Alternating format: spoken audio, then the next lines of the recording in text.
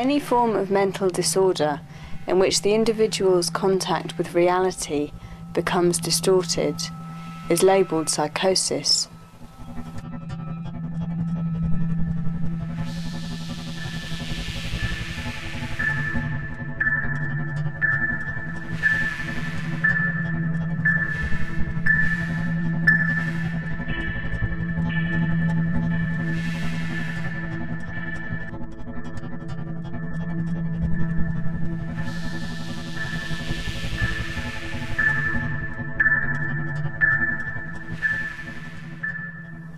Reality is defined in the dictionary as the state of things as they are or appear to be, rather than as one might wish them to be.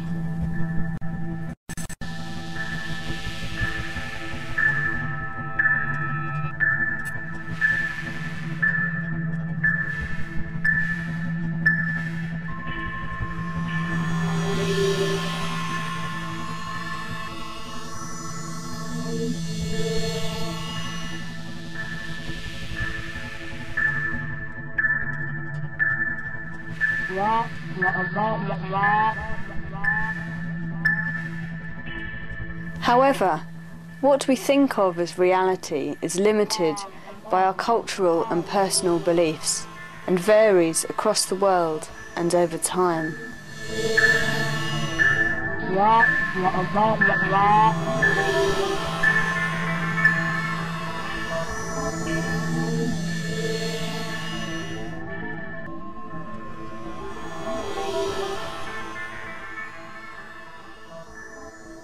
Psychiatry treats mental illness with medication, aiming to bring people back to a perceived sense of normality.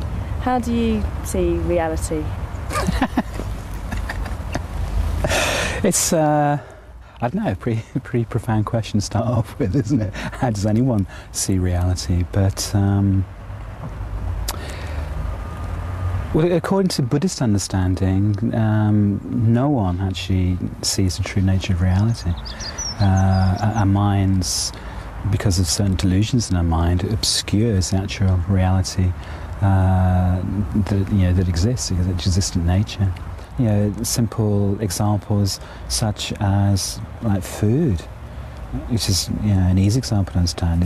Certain foods we love, certain foods we hate. We think the food I hate is really disgusting from the side of the food. There's something there that's horrible. If that were true, then everyone would have that same experience, but they don't. They have completely different experiences. So you're going to say, well, what's actually there? Is there anything that is there? And we start to investigate, you actually can't find anything at all, because it just is an appearance to mind, just as in a dream. All this thinking about food is making me hungry. So what is the connection between what we eat and how we experience reality? Well, I think there's a very obvious connection. People always say you are what you eat, but it really is true that all the food that you eat actually goes into making bits of your body and getting your body to work. So the foods that we eat, as far as they relate to the brain, some foods we eat actually make the structure of the brain, like things that you find in essential fatty acids. These are actually the structure of the brain. Things like almonds and sunflower seeds, pumpkin seeds, they actually provide nutrients that make the structure of the brain, while other nutrients that you find like in vegetables or in proteins, these actually are the neurotransmitters, which are the brain's messages. So by having all the different types of food, you actually can give your body the nutrients it needs to make all the different parts of the brain, as well as the different chemicals that send messages all around your brain into your body. So just like you need calcium to build bones, you need these kinds of foods for your brain to work properly.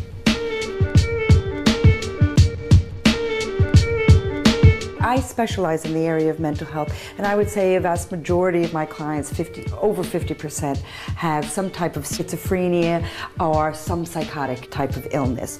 The rest are suffer from depression, manic depression, obsessive compulsive disorders, and all these different types of mental health problems can be caused by a variety of factors that can be manipulated through nutrition. I wonder how many of us keep the right balance of nutrients to ensure optimum mental health. The average diet is deficient in really important nutrients for the brain. One of the key nutrients for the brain is actually zinc. And any survey done on people's diets is notoriously low in zinc. And the kind of places you find zinc are things like pumpkin seeds or oysters. And how many people eat much of this? So pumpkin seeds are really important for eating in order to have enough zinc for your brain. Okay, zinc is particularly associated with depression. Fancy a nut?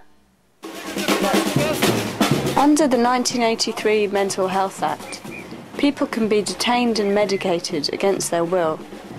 This is known as being sectioned and can only be enforced in the interest of the patient's own health or safety, or with a view to the protection of other people. Contrary to popular belief, most psychotic people are not violent.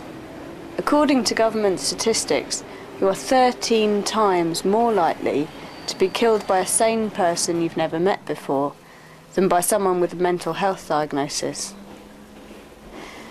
Despite this, the government wants to bring in new laws to increase compulsory detention and introduce forced medical treatment in the community. Under the current Act, a person can only be forced to take medication whilst in hospital. Under the proposed reforms, anyone who refuses whilst in the community can be forcibly medicated. People's human rights are violated every day in these hospitals, all the time, and they go unrecognised. And the things on the back of the T-shirt express very clearly what happens to someone once they've linked in with the mental health system as it stands. Lots of discrimination, social control, mind control. And through experience, I've realised that there is really no care and treatment of mental health as such that is beneficial. Most of it is locking people up on wards and diagnosing them with the mental illness and then feeding them drugs and injecting drugs, and then they come out back into the community but maybe worse off than they were at the start. We are demanding the right to be listened to. We're reclaiming our own voices. We have witnessed and experienced injustice in psychiatry. We're demanding the right to have choice about our lives. We are the public. The kind of medical model pigeonholes people. You know, people don't see the person, they see this diagnosis. So, I mean, I got a diagnosis, I was given a diagnosis of schizophrenia. So people stopped seeing Rufus, they started seeing schizophrenia. I think, all diagnoses of schizophrenia are misdiagnoses. I think that the diagnostic system isn't useful. It's only useful for professionals to categorise people. Coming off the medication, you go through a kind of withdrawal psychosis or mania, and but they'll say, oh, it's the illness coming back, you need to be back on your medication. When in actual fact, it's more complicated than that. And it's about your body trying to get used to not being on the drugs again. And it's like coming up after being suppressed. So you go through this sort of mania. And I was lucky that I was with friends and they didn't panic and call the doctors out. So I was allowed to just go out walking late at night and wake friends up and tell them crazy ideas. And people didn't catastrophize it into saying you've lost it and you need to be back in hospital. I've been a psychiatric patient and I am now working in the system. I'm a clinical psychologist, so I've been on both sides, and I've been forced to take medication that I didn't want to take. Sorry? So I think we can use compulsion a lot less. I've been on the wards and been able to negotiate with people.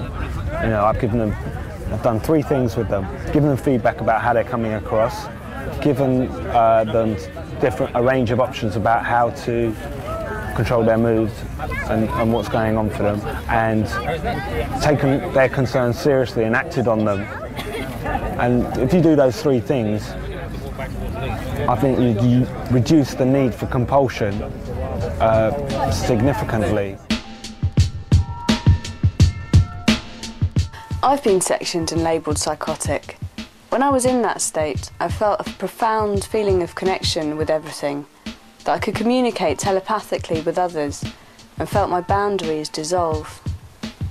What you're describing, it almost seems to be like you know, it's like, as you say, it's like an ego loss, isn't it? Really, you just lose that boundary between self and other, and that's precisely what we're trying to do within Buddhist meditation. But you know, because we're doing it on a very gradual basis, under very I don't know, say controlled environments. That that's what we want to begin to experience completely.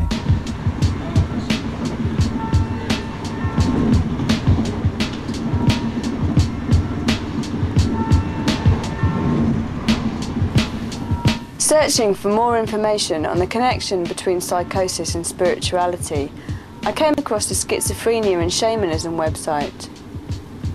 Intrigued, I went to go and find out why it was set up. What were the experiences that led you to set up this website? All right, well, I'd gone psychotic myself and been sectioned, gone through all of that, put on medication very much against my will, and then I'd gradually wean myself off the medication, and a few months later I went psychotic again. I didn't want to end up in hospital again, so I actually ran away and found the space and the time to really build up some techniques that helped me to cope with the psychosis and ultimately to get through it and back to ordinary reality. And I felt that I really wanted to set up the website to give that information to people that might want it, so that if they were in a similar position, they'd be able to perhaps try these techniques and maybe they might work for them.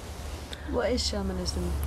It's a way of moving in between different realities, generally with the purpose of causing change in ordinary reality, mostly for healing, really, historically.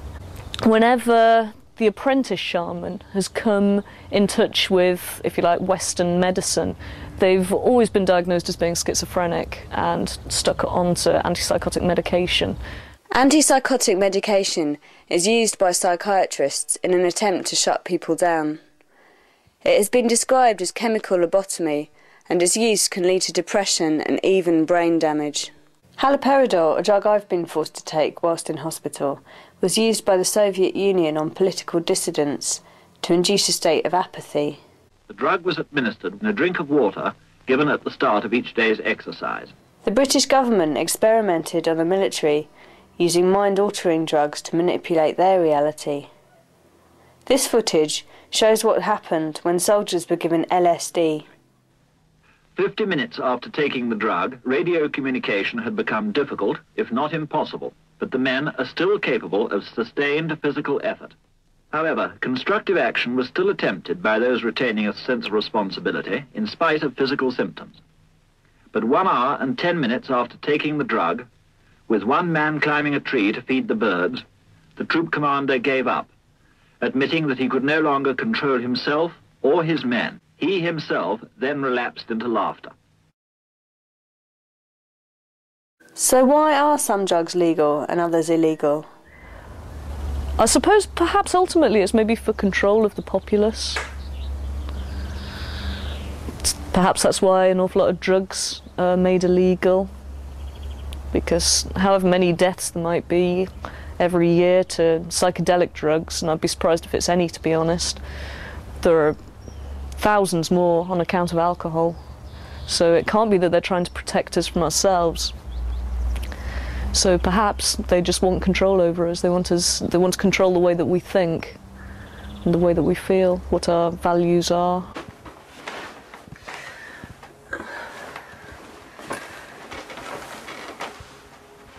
What are you doing, Mel? I've lost my mind, but I found this book.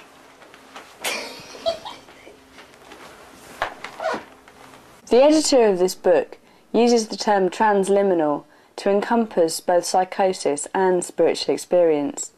She believes that reality can be divided into two states, the ordinary everyday and the transliminal.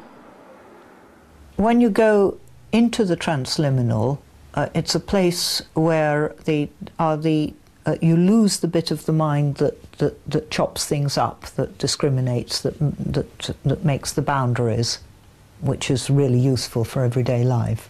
And without that, it feels wonderful. It feels liberating and amazing, but not to be too led astray by it. The ordinary world is still the one that we got to operate in. It's still vitally important. You know, people who want to throw the ordinary world over for this sort of super reality, that's dangerous. That's not helpful. So, I would say to learn to navigate between the worlds, to learn to navigate between the realities, to honour both, and to become aware when things are getting dangerous. If I meet somebody who has had some experiences which are obviously spiritual experiences that are really important to them, but which then led on to, you know, unpleasant persecutory experiences, I'm probably about the first person who will validate the good experiences and say, yes, that is important, and yes, that's you know, in line with the great spiritual traditions. And I think that's quite important for people, because things that have been really meaningful in their lives, I think there's a bit of a danger that the medical system sort of rubbishes it by saying, well, that's just part of your illness. So the first thing I do is to try and undo some of that damage. And I usually negotiate a language with people. Concepts like shared reality and non-shared reality I find helpful. People can usually realise that when they're operating from something that medically would be called a delusional system, though they themselves are very convinced about it, they do recognise that not everybody else sees it in the same way. So, how can I prepare myself for travelling in other dimensions? To be in touch with other people who are interested in this sort of thing, a spiritual tradition is helpful for this. I would go for a sort of grounded-ish spiritual tradition. Doesn't matter which one, but you know, I think that can be helpful. I think where you know that you've got a danger of going too far into the transliminal and getting lost there and that sort of thing, I think to note down the danger signs for yourself, to have a list of them, and maybe think how many, you know, if there's, say you did a list of 10 signs of what tends to happen when things start to go pear-shaped, think how many have to be in place before you really do need to start to take action to shut yourself down, rather than get yourself shut down officially. One thing that I used to do is stick up messages here and there saying, do you feel are you feeling a particular thing? Well, guess what, you know, maybe this has happened. And that can be enough to shock me into realising that I have actually gone psychotic, if you like. I have started experiencing that. And then, as well as those stickers saying, you know, are you feeling this way? Are you experiencing this? I'd have other ones saying, well, how about trying a bit of this? So that even if I'd completely forgotten my methods of coping, I've got them stuck up all around the house, so that just to remind me of what it is I need to do to get through it. Best thing you can do, first of all, is get rid of the general chit-chat in your mind. Meditation, or again, something repetitive like drumming, and just gradually build it up from there, and you'll find your way.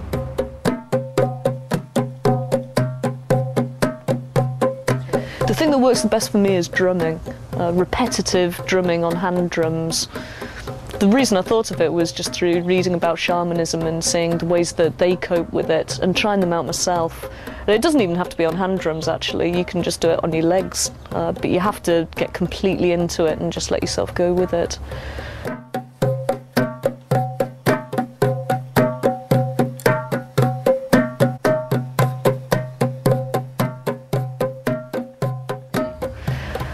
It totally stops the voices in your head, and by that I don't just mean from disembodied beings that people that are allegedly schizophrenic tend to hear. I also mean the general chit-chat that you get in your mind, the internal chatter, if you like, that everyone experiences. You know, if you just stop talking for a minute, then there it is, it's going.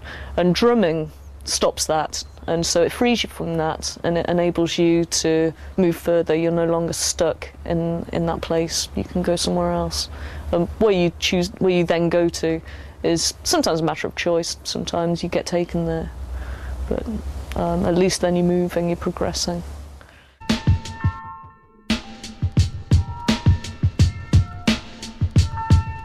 Just remember, folks, an apple a day keeps the doctor away.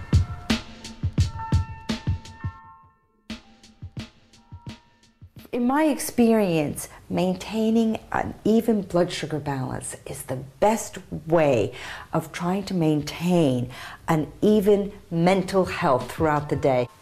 So, what is blood sugar?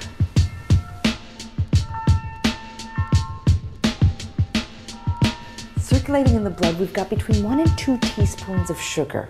This feeds the brain, gives the body energy, it just maintains everything, and the body's really boring and it wants that sugar level to be nice and even throughout the day. Now, the way we eat is we eat something in the morning, a sugary cereal, we have a cup of tea with sugar or a biscuit, and the amount of sugar in the blood shoots up very, very quickly. This causes the body to actually panic, and the body inserts insulin, releases insulin, so that it brings the blood sugar level down. But when it does, it drops it too low.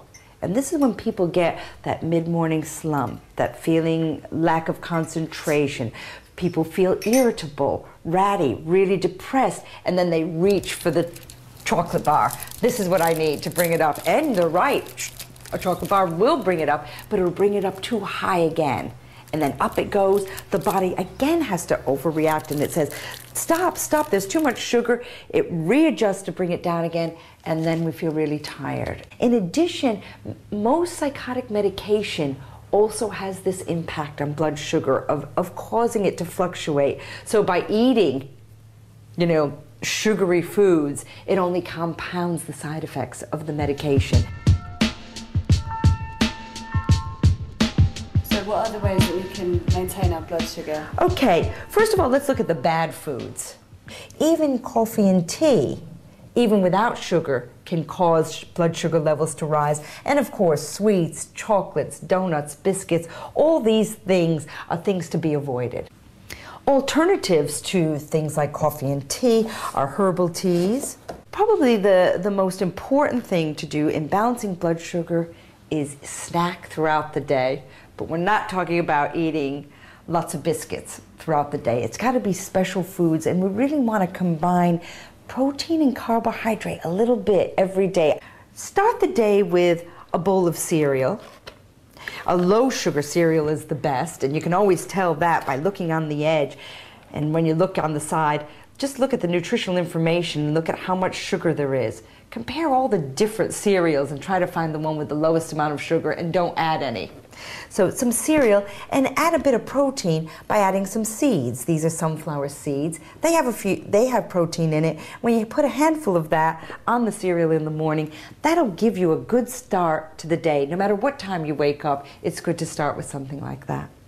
Then get ready to have different snacks throughout the day. If you're going to go out, bring an apple and maybe put a few almonds in a bag. Here you have some carbohydrate again, and then you have your protein in the form of some almonds. You don't need to eat a lot of food, but every 2 hours, just eating a little bit like that throughout the day makes a tremendous, absolutely tremendous difference.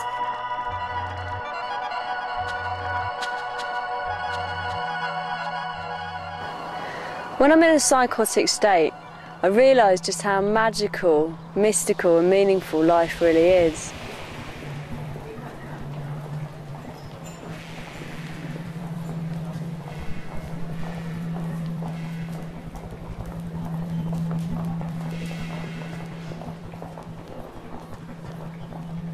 However, this feeling of openness can leave one feeling vulnerable. Now that sense that the person is under threat might be real, or it might not. It might be something out of the memory or something. And the state of high arousal doesn't help the person to sort out whether it's real or not, because in such a state the mind goes into tunnel vision and people are only really looking for threat. So you can get into a vicious circle there. So switching that off is really important, and a very simple way to do it, when your body's getting ready for action, you breathe in more than you breathe out, which is what you need to do if you're going to do something very active. So see to it that you breathe out more than you breathe in, long, slow out breaths, relaxing on the out breath, and I teach that to people. It's very simple. Gardening is a really good way of grounding, as you are literally earthed. If you haven't got a garden, allotments can be rented very cheaply from your local council, or you can simply sow seeds in a flower pot or window box and watch them grow. Not sleeping is a sign, you know, things are getting out of control very often for very many people. So that where somebody can't sleep and things are racing, and I would suggest not getting too hung up on sleep, but being really keen on rest. And even if it's boring and there's, you know, you could be out there changing the world, put on some chill music and just, you know, rest through the night, even if you're not going to sleep. If you're feeling tense and agitated, massage can be very helpful. Some people also find aromatherapy, acupuncture and herbal medicine to be of great benefit. Go for long walks, not in any particular direction, but just where you feel like going at the time. If you're in a city, try and get out to the country and just walk and walk and notice everything on your path. Try and get rid of the general chit-chat in your head, and don't blame yourself for everything. You're doing the best that you can.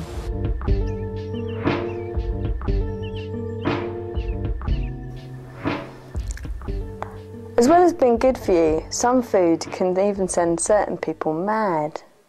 Another really important factor for a lot of people with mental health problems, and this is in particular for psychotic kinds of conditions as well as depression, are food allergies and food intolerances. There's a professor at the University of Sheffield, Professor Haja Vasiliou, and he has found in his depression clinic that 60% of the people coming in with depression actually have an intolerance to wheat.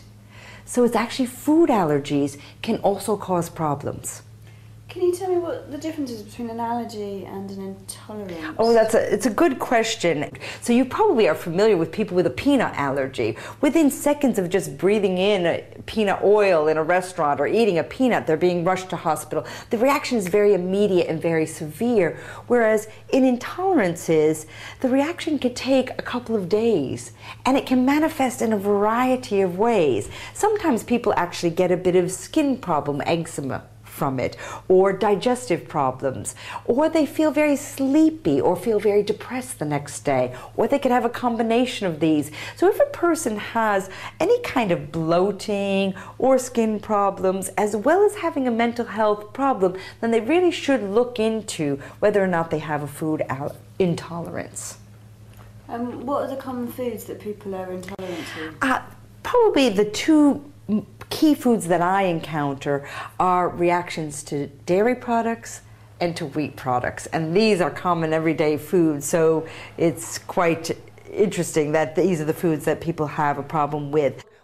Wheat is actually found in cereal, bread, pasta, biscuits, croissants, baguettes, those types of foods, pizza. And dairy foods are things like milk, cheese, butter. I had one client who his psychotic episodes were actually brought on by dairy foods. And it was interesting because when he was 7 years old, a doctor actually said to him, you have a dairy intolerance. But no one actually paid much attention to this. And when he was sort of 17, 18, he started experiencing lots of psychotic episodes and was diagnosed with schizophrenia. When he came to see me, I suggested that he stop all dairy products completely, and he found he didn't have any psychotic episodes until 2 years later when he happened to have a croissant that had a bit of butter in it, and all of a sudden all the psychosis came back. Psychiatry uses medication to mask symptoms caused by irregularities in brain chemistry. However, these biochemical imbalances can also be adjusted using nutritional therapy. In order to do this, really you need the guidance of a nutrition consultant who is actually trained in this area, because we can test through blood and urine specific imbalances in histamine levels, in vitamin levels, in various other mechanisms in the body that for some reason through a genetic predisposition cause an imbalance. In a lot of cultures around the world, people go into trances, get possessed by spirits, hear their ancestors talking to them, and that's considered a completely normal part of life of their society. Why do you think it's? Why do you think in our society it's not acceptable or normal? I think historically it's probably because of Christianity and the way that they took over from all the folk beliefs. I'm not saying Christians are bad or anything like that, but historically Christianity did take over from the older goddess worshipping religions that were here beforehand, and we've all heard about the persecution of witches. It's only very recently that witchcraft has stopped being an actual crime. Lots of people hear voices, some pleasant, some unpleasant. In our society it's considered acceptable to talk to God. But what if God talks back? And a lot of people that I see have never had a nice experience at all. They just have horrible, abusive voices and things like that. That very often is a rerun of abusive experience, but very often that trauma, that's what I would call a trauma-based psychosis, that people have had very traumatic things happen to them early on. They've put themselves back together again, sort of picked up and gone and made their world, but then somehow the mind cracks along the fault line and all this stuff comes out again. And if it comes out in a psychotic form rather than in a sort of neurotic form, then it's that bit more difficult to deal with, because it feels as if it's a voice happening now rather than a memory or a flashback or something. So it's more, and also because of this sort of supernatural gloss that everything in the transliminal gets, maybe the voice is that of the devil rather than of the abuser or something. I'm mixed race, and when I was about 21 I started hearing these terrifying voices that were very racist and which made me at the time kind of think, oh my god, I must be really evil, like, you know, I'm really racist and I'm really kind of these voices sort of telling me to hate certain people, like walking down the street if they were a different colour to me, or if, you know, or even if they were the same colour to me, you know, but yeah, then just sort of realised that, yeah, that, you know, that's not me, that's just what I have to kind of get beyond. You know, that's just the stuff that's been put into me, like during my childhood or whatever, and that's just what I have to get beyond or understand. Sure. You know. Don't take it personally, first of all. It's not you as a person that the voices are having a go at. It's the you that you have to leave behind in order to move on. And try opening up a channel of communication. Try talking back and maybe explaining that you don't find what the voices are saying to be helpful, and presumably that voice is there to help you. Why else would it be hanging around? If it's there for any other reason, just get rid of it. Ask it to leave, or ask it to stay and help. I would say that perhaps rather than trying to shut things out of your mind, if you really focus on them, if you've got a particular being that you're seeing all the time, rather than trying to run away from it, stop and draw it, totally immerse yourself in it, and try and recreate it there, and once it's on the page, then it's not so frightening. And to remember places that you've been in other realities. Very often poetry is a really good way to remember the state of mind that you had when you wrote that, rather than writing a factual diary. Poetry can be a really good way to remember these places and visit them again very often. So what are 3 things that I could do to improve my mental health? Okay, I'd say 3 most important things. Number 1, get rid of all sugar and stimulants and coffee and tea. Get that out of the diet. Number 2, have lots of variety of fruit, vegetables, nuts and seeds. And number 3, take a good multivitamin. The best way, if you've been psychotic before and you're a bit scared of going that way again, but you still want to explore those realities, is to do it gradually and gently. And how would you do that? Personally, I would do it by drumming repetitively on hand drums, and I mean for a period of a number of hours, really. Quite often, me and some friends, we go up the woods and we do it there, either on drums or just on a tabletop there. And if you keep your paths to those other worlds open, then they don't all build up and have to force themselves on you. Are there shamans in this country? There are. It's not the kind of thing that's actually... There aren't like recognised shamans in the way that you have recognised osteopaths or something like that. So anyone can call themselves a shaman, even if really they're not. So you do have to be aware of that. So it probably is well worth contacting people if you know of one locally, and kind of judge for yourself whether or not they can help you. But having said that, there are characters that you'll meet in other realities that will help you through. You don't need to be apprenticed to a physical shaman in order to learn the techniques and things to get through this. Dream beings from other realities will come and help you through. When we're under the influence of like a heavy black cloud, deep depression, or you say psychosis, is try not to identify with that. Try to think, this is me. Because that's the problem. We think, oh, I've gone mad. I can't, I can't cope. It's just the kind of thing where it's just an appearance to mind. Meditation is often recommended as a way to calm and control one's mind. But just how do you meditate? A very simple breathing meditation. So you just try to kind of sit comfortably any way you can. You don't have to sit cross-legged or anything like that, and sit on a chair. Just be comfortable. Close your eyes gently, and then we just try to locate the sensation of each breath, as you can feel it within the nostrils. So it's quite a subtle physical sensation. And again, just breathing gently and normally. You're not trying to control the breath in any way at all. And then just simply focus on that. And what you will find is that immediately you can't hold on to it. The mind just starts moving off somewhere else. Another thought comes up and you get distracted. But that's okay, you just bring the focus back onto the breath again. Hold it, you get distracted again, just keep on bringing it back. It's that bringing it back that's actually developing concentration. Once the mind stops going, then you just simply hold the mind on the breath, the concentration on the breath, and again, you just pay no attention to what's going on in the rest of your mind. And what you will find is gradually that those thoughts and feelings and turbulence just begin to die down, and you're left with a feeling of extraordinary spaciousness in the mind.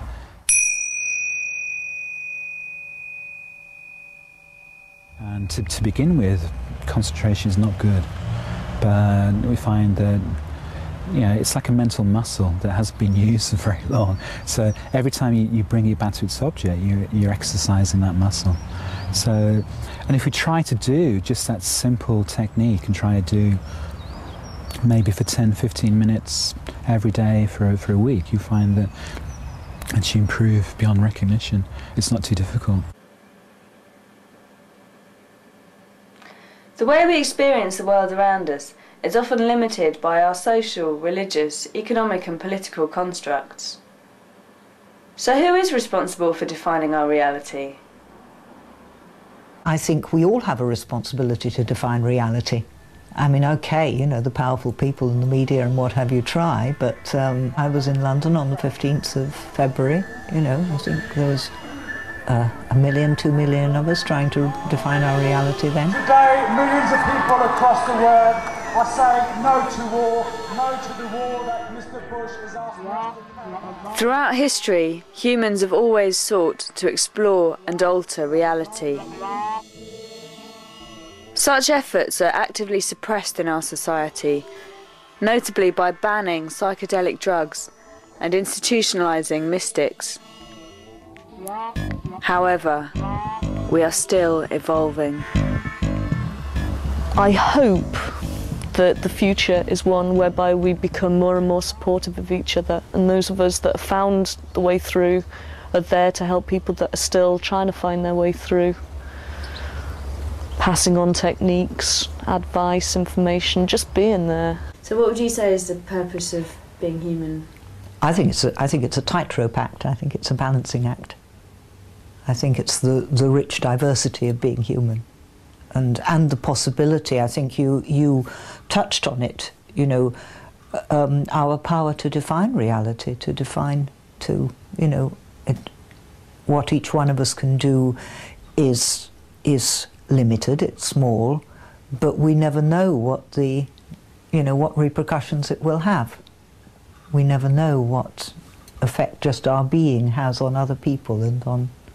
I think we operate in a web of connection, a web of being. I think that's more important than, amazing things that the individual does. I see us as connected beings.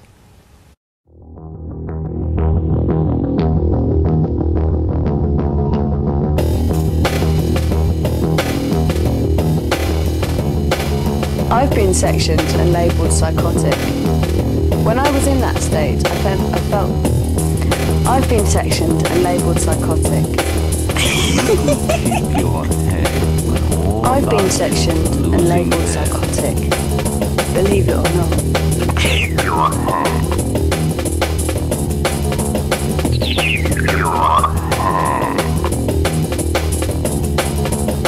I pledge defiance to the flag of the United Snakes of Captivity.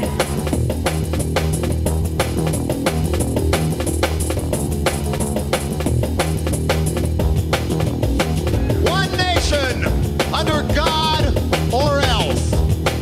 One nation under psychopathic Pentagon gangsters whose idea of national security is concentration camps for people who dare to use the drugs that the CIA brings in and the government supplies themselves. I've been don't look at me. I've been sectioned and labelled psychotic. When I was in that state, you started smiling. I can't do that. Me, 2, 3, 4, 5, 6. Sticks and stones may break my bones, but names will never. I might be psychotic, or even a Paki, a Carib, an Arab, a Gypsy Rose Lee. I think I know who I want to be. A masala of surprises, a free floating dream, cause things are never quite what they seem. Rainbow of possibilities, moon and the sun, skipping between worlds, a goddess having fun. I'm a zebra, a panda, a piebald pony. If you speak to me softly, my name means honey. I'm a many-petal dog rose, I'm a lotus on the water, a child of the universe and a total nutter. Me, too, walking between worlds. Me, 1.